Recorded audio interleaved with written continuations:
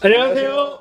네, 반갑습니다. 오늘도 목사의 서재, 오늘도 멋진 책 한 권 들고 나왔습니다. 예, 맞습니다. 오늘은 한국어로는 안녕하세요, 어디서 오셨어요? 중국어로는 니하오, 니청날라이더. 네. 안녕하세요. 어디서 오셨습니까? 네, 저는 경북 구미에서 왔습니다.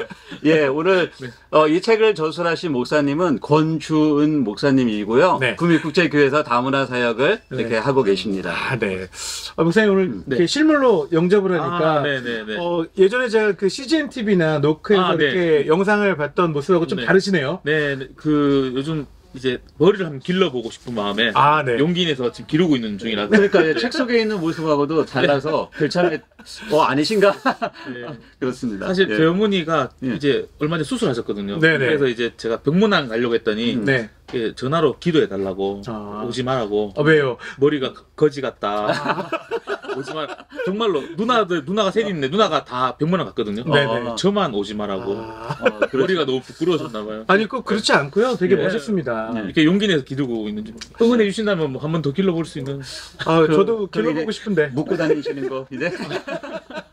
아니 아까 서점에 들어오실 때 저도 약간 놀랐습니다. 네. 제가 알고 있는 그 비주얼이 아니어서. 그러니까 사진 속의 비주얼이 아니었거든요. 네.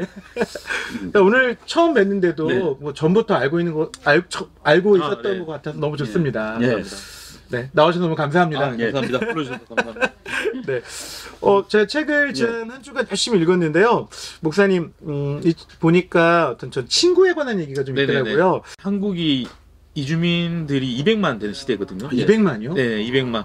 그러니까 생각해보면 그동안 하나의 민족으로만 살다가 200만이 되니까 전 아직 이제서야 좀 낯설지 않아지는 과정이 있다라고 생각하고, 저는 낯설어서 그렇지 않을까라고 생각하는 거죠. 사실 대전에도 이렇게 큰 마트에 가면은 이제는 맞습니다. 외국인들이 굉장히 많거든요. 네네. 근데 사실 이 말 한마디 하기가 굉장히 어려워요. 전 사실 한 번도 먼저 이렇게 물어본 적은 없었던 것 같아요. 그러니까 외국인 분들이 길을 물어보거나 그러면 충분히 제가 알아듣는데도 막 가슴이 두근두근하고 그래가지고 잘 못했던 것 같아요. 사실 이게 길 가다가 저희가 언제나 다른 분들에게 언제나 이렇게 좀 부탁드리는 건데 한 번만 이렇게 안녕하세요, 어디서 오셨어요라고 이렇게 인사해달라고 부탁은 하는데 이거 쉽지 않은 이야기거든요. 맞아요. 저는 해달라고 부탁을 하지만 사실 제가 생각해도 쉽지 않은 그 말 걸기가 아닐까. 그러니까 한국 사람들도 내가 한국 사람들 아파트 엘리베이터 타고 올라갈 때도 안녕하세요 이거 잘 안 되는데 괜히 같이 간 애들한테 인사해. 저도 안 하면서 애들한테만 인사시키고. 여기다 그 친구가 된다는 것은 굉장한 어떻게 보면 내가 그 선의를 베푼 내가 당신을 이렇게 친구로 삼고 싶다는 환대한다는 개념이 들어있는 거잖아요. 우리가 어떤 낯선 땅에 가면은 우리도 이렇게 환대받고 싶은 마음이 있듯이 그들도 분명히 그런 마음이 있을 텐데 어떻게 보면 우리는 그 사람들을 외면하고 살았나 살지 않았나 이 책을 보면서 많이 또 그런 생각도 해왔거든요. 그 어색한 거를 좀 풀으려면 어떻게 하면 좋을까요? 목사님 혹시 그 다양한 국제교를 하시면서 어색함을 풀었던 좋은 경험들이 있으면 말씀해 주세요. 사실 저보다 저 아내가 더 이제 인사를 더 잘하는 친구거든요. 목사님이죠, 사모님. 저희 아내도 목사인데 저희 아내가 같이 있으면 아내가 먼저 한번 시도하고 아내가 좀 이야기 좀 하고 나면 제가 이야기를 또 이어가기도 하고 성격이 좀 소심한 편이라서 목사님이요? 아니신 것 같은데. 여기 소심이란 단어 저희가 잘 알고 있는 거 맞는 건가요? 근데 사실 이렇게 안녕하세요 어디서 오셨어요라는 이 말이 저희 아내가 맨날 하는 얘기예요. 지나가면서 이제 그 포항의 특유의 사투리가 있거든요. 그 안녕하세요 어디서 오셨어요? 라고 하는 그 특유의 사투리로 언제나 인사를 하거든요. 그런데 그게 지금까지 쭉 인사를 해보니까 처음에 하기가 힘들었는데 몇 번 하고 나니까 그 친구들이 처음 이 인사를 받았다, 처음 한국인이 말 걸어준 단어다라는 이야기를 굉장히 많이 들었었어요. 그래서 이게 우리가 한 번 해보면 어렵지만 한 번 했을 때 나타나는 그 효과가 좀 크지 않을까? 라는 생각을 해보는 거죠. 그러니까 여기 책에 보면은 몇 년 만에, 4년 만인가? 처음으로 그런 인사를 받았다. 그런 부분도 나오고. 또 그 친구가 된다는 건 내 편이 되어줄 수 있는 사람이 하나가 생기는 거잖아요. 맞습니다. 한 명의 친구만 제대로 있다면 그 이주해 오셨던 분들 또 다문화 분들이 정말 마음의 위로와 평안을 좀 얻지 않았나. 그 책 내용에도 그런 게 있어서 되게 좀 뭉클했습니다. 목사님 두 번째 질문은요. 교회에 관한 질문입니다. 목사님이 생각하실 때 교회는 어떤 곳이 되어야 될까요? 제가 생각하는 교회는 언제나 공감하는 곳인 것 같아요.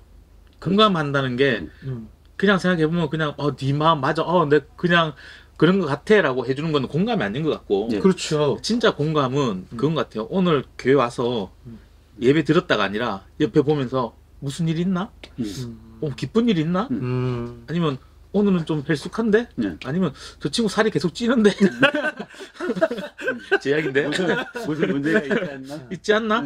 한 번쯤 마음을 함께 공유해보는 거? 저는 그게 진짜 공감이 아닐까. 그리고 그분이 이야기했을 때 리액션으로 그냥 그렇구나가 아니라 함께 마음을 나누는 거. 저는 그게 진짜 교회의 장소지 않아 이런 생각을 해봅니다. 그렇죠. 그냥 단순하게 기도만 해줄 게가 아니라 실제적으로 뭔가 나눌 수 있는 거. 맞습니다. 그 요즘 그 유명한 소울리스 영혼 없는 어떤 얘기하면 내 기도할게. 그렇지. 약간 그런 게 사실 이제 교회가 많은 지금 이제 가난한 성도들이 배출되는 이유 중에 하나도 공감받지 못하니까 뭔가 교회에서 나만 혼자 지금 따로 있는 것 같고 실제적인 마음을 나눔이 없어서 교회의 어떤 그 역할들을 잘 못하고 있지 않나 이런 생각이 들었습니다. 그러면서 이 책에 보면 진짜 그 공감하는 내용들이 삶에서 실제적으로 교회가 어떤 곳인지 어떤 사역을 하는지 너무 잘 실예로 다루어졌기 때문에 책을 읽으면서 한편은 굉장히 부끄러운 측면들이 많이 있었어요. 목사님만 그러신 건 아니었던 것 같아요. 저도 이 책 즐거워하면서 읽었는데요. 실제로 너무너무 마음에 정말 목사로서 좀 부끄러웠습니다. 그리고 목사님 정말 멋지고 아름다운 사역을 하신 것 같아서 저는 좀 이렇게 못할 것 같아요, 솔직히. 근데 전 못해요. 저도 잘 못합니다. 저희 아내가 아니 읽어보면서 이게 가능해? 라는 진짜 이렇게 질문이 떠오르면서 참 대단하시다 하는 목사님 이 책 그러면 사실 사모님 지분이 굉장히 많이 들어있는 거 아닙니까? 그죠. 글 읽다 보면 아시겠지만 3인칭으로 쓸 때가 되게 많아요. 제 아내가 이런 식으로 이렇게 우리 가족이 그러니까 아내가 먼저 저자는 한 분만 남아 있는데 이거 좀 제가 썼으니까 다음 판일 때는 이렇게 뭔가 이렇게 뒤에 공저라도 좀 해야겠는 것 같은데요. 그 친구가 지분이 있지. 글은 제가 썼고. 글은 제가 썼고. 목사님 세 번째 질문은요. 이제 가족에 관한 질문입니다. 목사님 챕터에도 보니까 제 가족입니다라고 이름이 있더라고요. 목사님 생각하시는 가족은 뭡니까? 제가 생각하는 가족, 친구라는 어떤 개념이 그냥 진짜 편인 것 같아요. 제 편. 한 팀이 아니라 그냥 내 편. 편이 돼줄 수 있는. 편이 돼주고 어디 갔을 때 이 친구들이 쭈뼛쭈뼛 뜰 때가 되게 많거든요. 근데 이 친구들이 쭈뼛쭈뼛 뜰 때 옆에서 뭔가 가족처럼 누가 든든하게 있어주는 한 명의 지원처럼. 그 사람 한 명만 있어도 얼마나 힘이 될까라고 생각하니까 특히 제일 많이 느낄 때가 이제 법원, 경찰서, 이제 뭐 병원 같은데 뭐 행정 관련해서 그런 행정도 있고 사고도 있고 조사하러 갔을 때 조사하러 갔을 때 이 친구들이 그냥 조사하러 가도 전화가 오거든요. 변호사도 아닌데 창간에서 같이 이야기하고 할 때 제가 옆에 앉아 있는 것만으로도 사실 제가 통역하는 것도 아닌데 위로가 좀 되고 힘이 되는 거죠. 그러니까 여기에서도 보면 조사를 갔을 때 굉장히 그 앉아 있는 앉아만 해도 될 것 같아요. 피지컬을 그래서 유지하고 계시는 겁니까? 이거는 정말 다이어트는 평생 하는 것 같아요. 제가 살아보니까 진짜 그 세상에 가장 힘든 게 뭘까? 전도하는 건 힘든 것 같잖아요. 전도하는 건 차라리 오히려 쉽다. 인생에 가장 힘든 건 다이어트다. 한 영혼 살리는 게 쉽지. 저는 한 영혼 살리는 게 다이어트보다 더 쉽지 않나? 저는 200% 공감합니다. 저는 공감해요. 작심삼일 다이어트를 계속 하고 있습니다. 지금.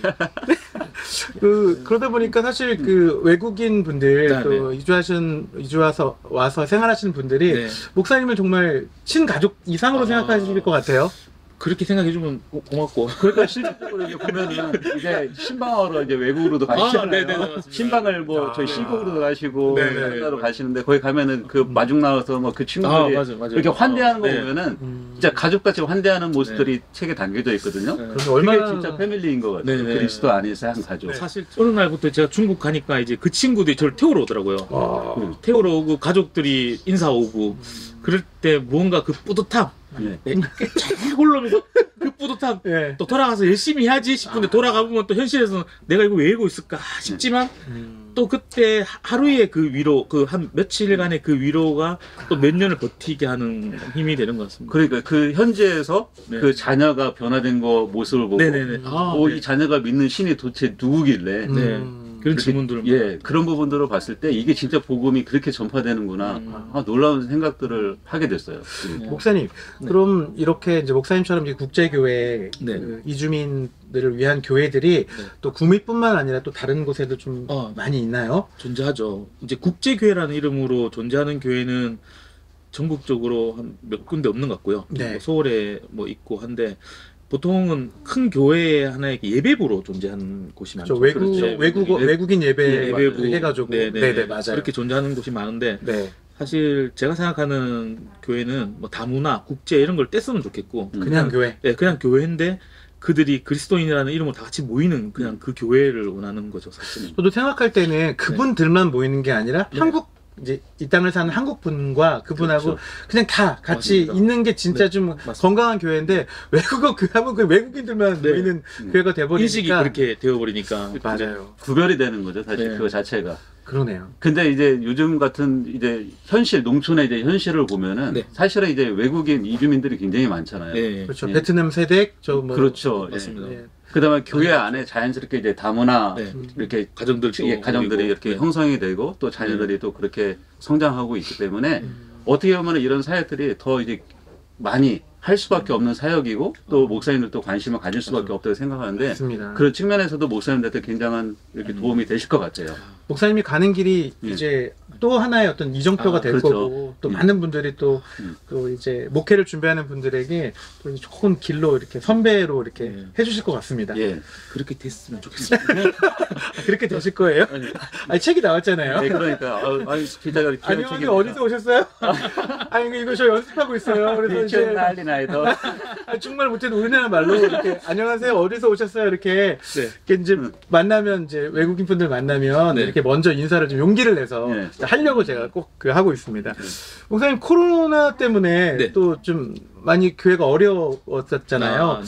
여기 구미 국제교회는 어땠었나요? 사실 저희가 그 하는 일이 대부분 어떤 일이냐면 뭔가 한 명을 굉장히 엄청난 크게 영향을 주는 것이 아니라 강도보다는 빈도였거든요. 여러 번 찾아가고 5분이라도 짧게라도 잠시라도 얼굴을 보고 전화하는 게 저희들 사역의 대부분인데 예전 같았으면 막 찾아갈 수 있는 친구들을 이제 코로나 이후로는 거의 못 찾아가게 되거나 아니면 남들 눈을 피해서 저녁에 잠깐 보거나 사실 뭐 서로 간에 위생 어떤 그 감염적으로도 위험하고 남들 시각적으로도 위험해서 좀 많이 힘든 점이 있었죠.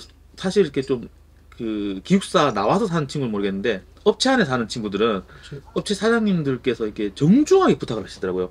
화를 내는 게 아니라 정중하게 코로나 전까지 완료 전까지는 조금만 자제해달라. 이게 정중하게 표현할 때는 굉장히 그게 더 무서운 거 아닙니까? 싸울 때 작은 말을 하는 그렇죠. 거. 그리고 또 감사하잖아요. 어떻게 보면 좀 나쁘게 이야기하는 게 정말 걱정돼서 이야기하시길래 제가 죄송하다고 더 조심하겠습니다라고 이제 했었는데 이제 사실 초창기에 굉장히 힘들었었어요. 초창기에는 이 친구들이 기숙사에 못 나오게 하는데 자신들이 어떤 식품이나 신용품이나 다른 필요한 것들이 작품들을 살 수는 없고 근데 회사에서 신경은 못 써주고 회사도 신경을 쓰기 힘들고 맞아요. 그때 저희들이 이제 신용품, 식품 뭐 여러 가지 물품들을 공산품들을 사서 이렇게 막 나눌 때 그때 이제 가장 힘들었죠. 왜냐하면 남들 눈을 피해서 막 줘야 되니까. 이게 선한 일을 하는데도 몰래 해야 되는 몰래 해야 되니까. 그때는 또 한참 대구 지역이 핫한 지역이었잖아요. 맞습니다. 대구 경북 지역이 한참 막 그렇죠. 뭐 봉쇄한다 할 정도로. 그렇죠. 맞아요. 근데 그때는 정말 어떤 마음이었냐면 생존의 문제다 진짜. 저는 정말 드러내고 드러안내고 이런 것보다 좋은 일 막 남들한테 보여주면 좋잖아요. 근데 그런 막 문제가 아니라 남들한테 들키면 이제 우리는 거의 이제 죽음이다. 다시는 교회라는 역할이 남들에게 더 인식이 나빠지겠다. 적을 세우지 못하고 정말 지탄을 받게 되는 역할이 되니까. 그래서 정말 숨어서 막 찾아다니면서 막 문 앞에서 전화해 빨리 내려와. 그리고는 주고 얼굴 보고 잉크 한번 하고 돌아가고 했던 첩보 활동 하셨네요. 007이네. 할 수 있을 것 같아요. 이제 어느 나라에 가도. 그러니까 그때 당시에는 어떻게 보면 그 친구들한테는 그게 더 필요했던 시점인데 아니, 정말 더 못한 모지질 것 같아요. 정말 생필품이 없는데 목사님이 와서 그 생필품보다 더 힘들었던 게 마스크였거든요. 맞아요. 그때는 없었으니까. 초창기 때는 저희도 마스크 구하기가 약국 가서 줄 서가지고 하나 사갖고 근데 왔잖아요. 이 친구들 중에 이제 외국인 등록증 있으면 모르겠는데 아이디가 없는 친구들은 마스크 구할 수는 없으니까 제가 그때 어머니께 받았던 20장이 코로나 좀 터지기 전에 받았던 20장이 있었는데 그거를 한 장씩 다 나눠주고 나니까 저도 한 장밖에 없는 거예요. 어떡할까 어떡하지라고 있었는데 갑자기 어느 날부터 택배가 한 개 오는데 마스크 2장, 택배가 한 개 왔는데 마스크 1장, 한 3, 40개가 이렇게 왔더라고요. 마스크가 한 40장이 됐어요. 그거를 이렇게 집집마다 2장씩 나눠주면서 야 하루씩 끼는 거 아니야? 일주일씩 껴라고. 그리고는 또 돌아왔는데 이거 마스크 어떡하지? 또 택배가 누군지 잘 모르겠어요. 어떤 분들인지 모르겠는데 택배가 하나 왔는데 또 2장. 그때 제가 느꼈죠. 아니 알지도 못하는 사람들 2장 있으면 자기 한 장 꼽을 쳐놔야 되는 거잖아요. 그렇죠. 그런데 그거를 왜 우리 교회 보냈지? 이분들은 무슨 생각으로 보냈지? 고마우면서도 이렇게 뭔가 너무 죄송하기도 하고 또 신기하기도 하고 그래서 마스크 때문에 굉장히 힘들었을 때 생각해보면 제가 할 수 있었던 게 아니라 제가 알지 못했던 그 수많은 분들이 보내준 마스크가 코로나를 다 이겨낼 수 있게 하지 않았나. 네네. 네네. 이게 모르고는 있었지만 사실 또 하나님이 이렇게 보이지 않는 손을 통해서 감동의 또 분들을 통해서 우리가 생각할 때는 하나가 작다고 생각했는데 저한테는 그게 그렇지 않다는. 모이니까 또 이렇게 그분들한테는 정말 너무 필요했던 거네요. 사실 마스크 한 장 받았을 때 깜짝 놀랐어요. 이 귀한 걸. 그 당시만 해도 정말 저희도 못 구하기 어려웠는데 맞아요. 그렇네요. 목사님 마지막 질문 하나 드리겠습니다.